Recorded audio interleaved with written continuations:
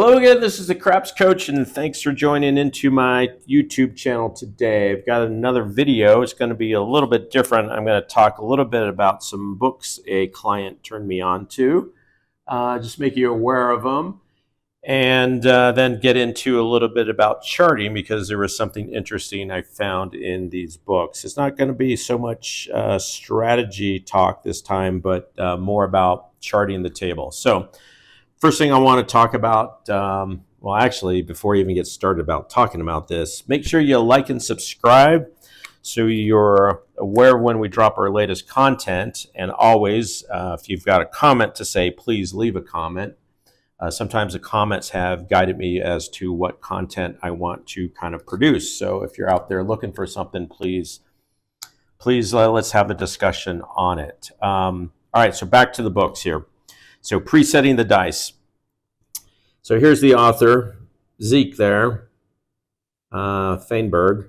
Interestingly enough here, one of the first things I did after getting this book, produced in 1992, so that was quite a long time ago. That was probably about the time when, the captain and all that, those individuals that are very prominent when it comes to dice influencing kind of got started here. So 3 books I want to talk about. Presetting the dice.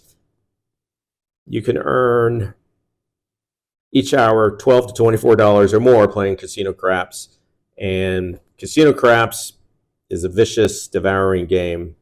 Now you can win at casino craps. So all by the same author, all written about the same time.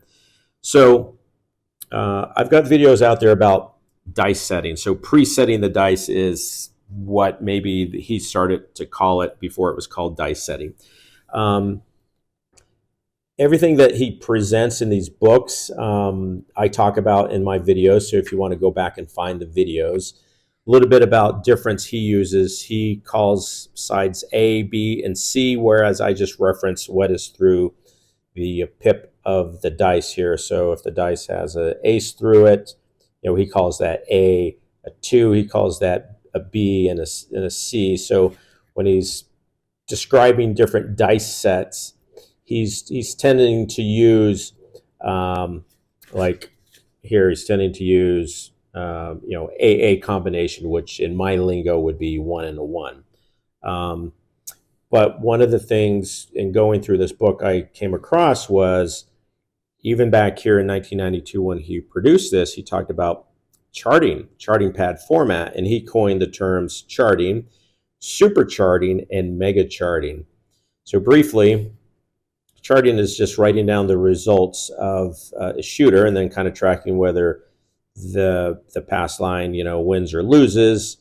And then he also keeps a running tally of total rolls, number of sevens, and number of insides. So the thing about the number of insides, why we track that, is because there are 18 ways to make the inside numbers when you add up the combinations of 5, 6, 8, and 9. And there's 36 outcomes. So any time during the game, because of what statistics tells us, we should always be seeing the number of inside numbers to be about half of what the total rolls are. And then when it comes to tracking the sevens, same thing. 7 should show up every 6th roll. So if we keep a little tally of, how many 7s there are to total rolls, we kind of can see whether that is above or below what statistics tell us here. So, so I'm going to go through charting a charting pad just so we can kind of understand it, and what I'm going to do, what I'm going to use instead of just rolling the dice is, this will actually be somewhat quicker, is this book. It's called 72 Hours at the Craps Table by Mill Nicholson. It's just a recorded history of rolls at a craps table. I guess the author sat there and tracked all the rolls for 72 hours and then put them in a book. So the design, the idea behind the book was so that if you want test some strategy that instead of rolling through it, you can actually just use this book to kind of test it and move it kind of along. So I'm going to use this book here. I just opened up to this page. I'm going to use this book just to kind of go through how charting works, so we can kind of understand charting. So I'm just going to use the results here because it will actually make things go quicker than me actually just rolling the dice here. For the sake of teaching, we'll know kind of like how this kind of is going to go out here. So let me get this in frame. And so I'm just started on this random page I picked. I'm just going to start with shooter A, and then just the rules here. So you can see kind of 11 as a pass line winner. You got a 3 and 2, then a 7. So winner, loser, pass line loser, pass line loser, pass line winner. And then he finally starts hitting a box number here. He goes 8, 6, and 8. So a little bit about these squares up here. I use them, and it's just random how I pick this one. I just pick the upper right so we can quickly glance. I use that to make a count of inside numbers because I want to keep a track of my total of inside numbers. So you can see there's total 7 rolls. There was 1 7, and there was 3 inside numbers. And that actually, the outcome was a win. He made the point.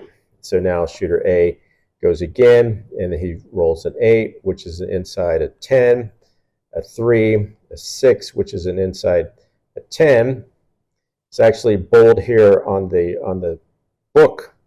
So I use the lower right one to signify anytime there's a hard number. So 10, 5, which is an inside number, and then a 7.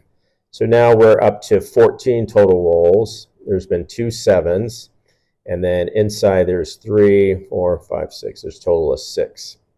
So that's a loser. So now we go on to shooter B in this case.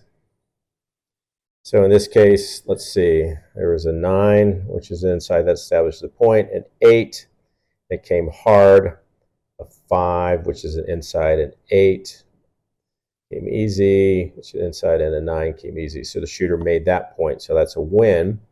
So again, 14 plus 5, so 19 rolls. It's a total of 5 more insides. We're at 11, and so no 7s that time, so we're at 2 7s. So we're always kind of keeping an eye on this. So inside number should be about half of the total rolls, and it's close. It's a little ahead.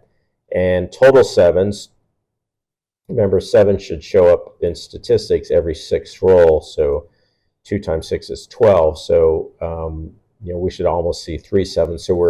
So the 7s aren't really showing up. So we're a little bit, which is good because you're wanting to win.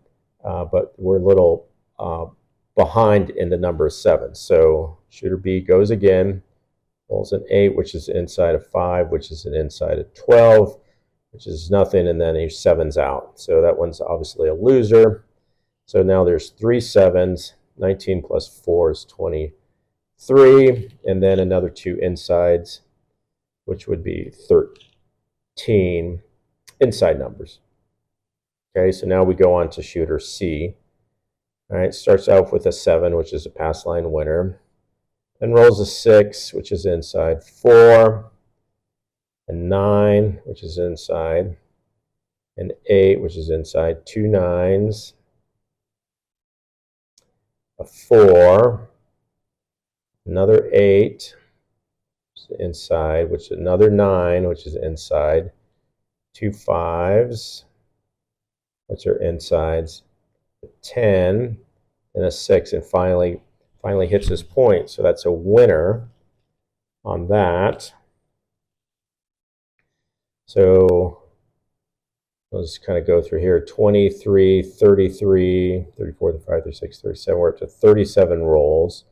There's been 1 more 7, so there's 4. And then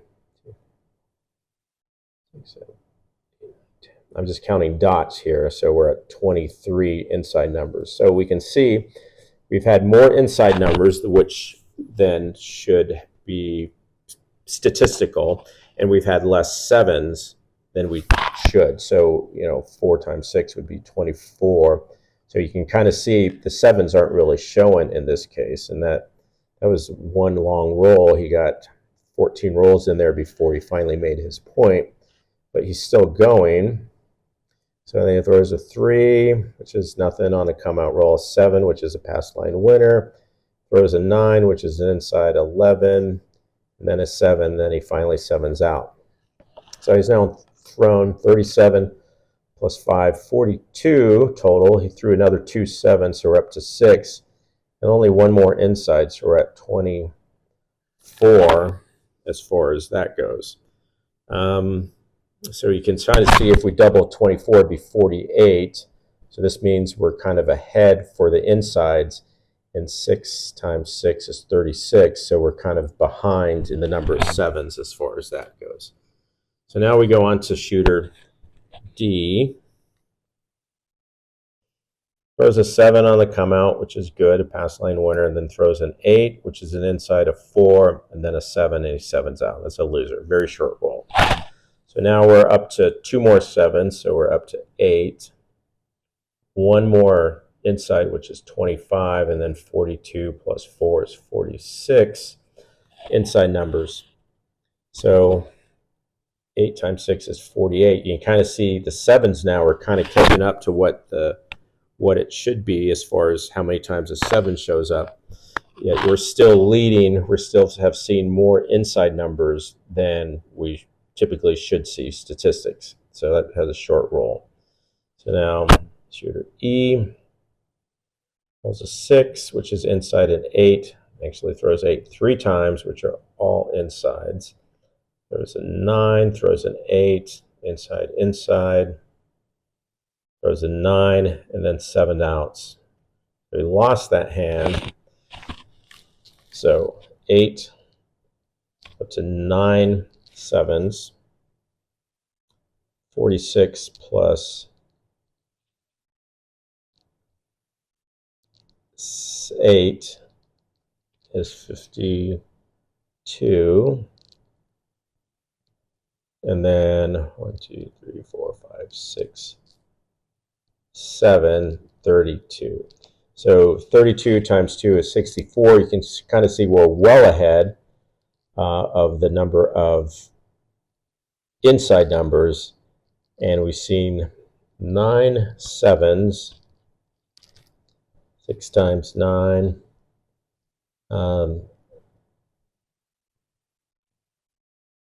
You kind of see we're kind of below that. XMA is 48.54. So actually we're kind of close to where we should be as far as that.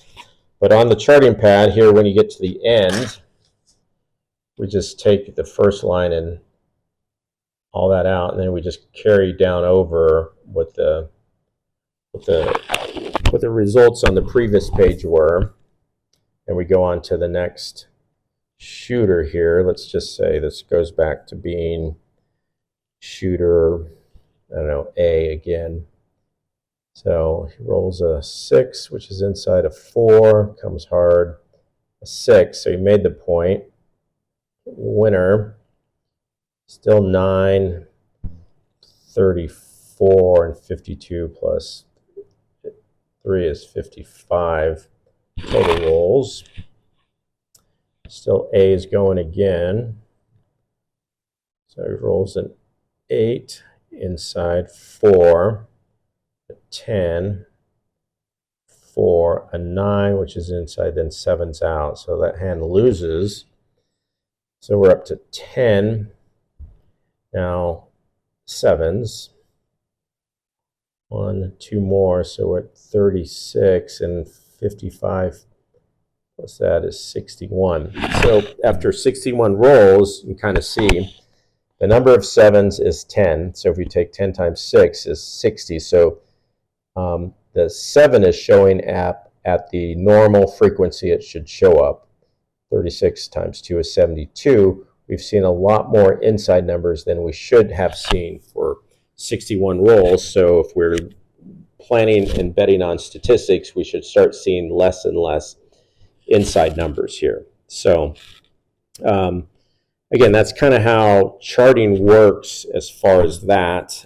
Again, created the video because, again, in actually reviewing or kind of coming across some rather old books, this gentleman talked about it way back when, I think before it was really referred to as dice setting, presetting the dice. So kind of in the infancy of dice influence and dice control. So let me get here as far as these 3 books. You can give them read if you want. They're old, probably not the best publishing job or best written job that you can think of, but it was kind of, you know, when this was all kind of starting out there. So, you know, if you want, I'll put a link in there.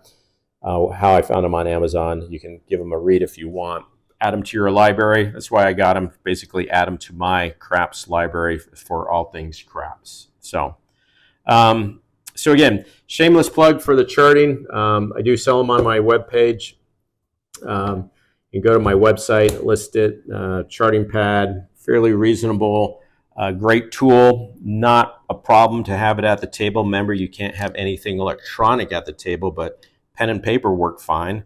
No casino is going to say no to that. They're great at the craps bubble machines, the automated craps machines with an electronic interface that you can do. You can kind of keep track, because again, that's a very random roll and a very random game. So, as always, thanks for tuning in today. Make sure you like and subscribe so you get the latest content. And if you got anything to say, go ahead and leave a comment. Thanks for watching.